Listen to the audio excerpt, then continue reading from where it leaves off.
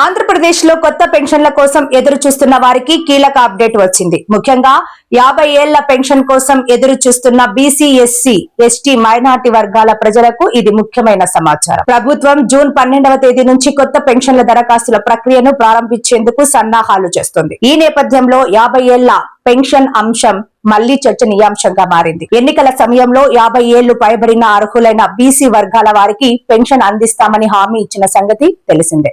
ఇప్పుడు ఆ హామీ అమలుకు సంబంధించిన ప్రక్రియపై ప్రభుత్వం చర్యలు చేపడుతున్నట్లు సమాచారం. దరఖాస్తు చేసుకోవాలనుకునే వారు ముందుగానే అవసరమైన పత్రాలను సిద్ధం చేసుకోవాలి. అవసరమైన పత్రాలు ఆధార్ కార్డ్, రేషన్ కార్డ్, కుల ధృవీకరణ పత్రం, ఆదాయ ధృవీకరణ పత్రం, పాస్పోర్ట్ సైజ్ ఫోటోలు, మొబైల్ నంబర్. కొన్ని సందర్భాల్లో ఆధార్ అప్డేట్ హిస్టరీ కూడా అడిగే అవకాశం ఉంది. దరఖాస్తులను గ్రామ లేదా వార్డు సచివాలయాల్లో స్వీకరించే అవకాశం ఉంది. అక్కడ అర్హతలను పరిశీలించి తర్వాత పెన్షన్ మంజూరు ప్రక్రియ కొనసాగుతుంది.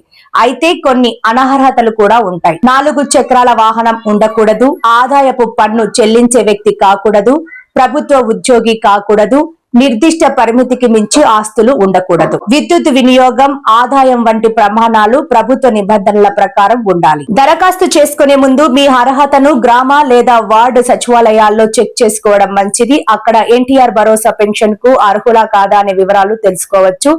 ఇక 50 ఏళ్ల పెన్షన్ తో పాటు వృద్ధాప్య పెన్షన్, వితంతు పెన్షన్, ఒంటరి మహిళా పెన్షన్, దివ్యాంగుల పెన్షన్ వంటి ఇతర కొత్త దరఖాస్తులను కూడా ప్రభుత్వం స్వీకరించే అవకాశం ఉంది. అందువల్ల అర్హులైన వారు ముందుగానే అన్ని పత్రాలు సిద్ధం చేసుకుని దరఖాస్తు చేసుకోవడానికి రెడీగా ఉండండి. ఈ సమాచారం మీకు ఉపయోగకరంగా అనిపిస్తే వీడియోను లైక్ చేయండి.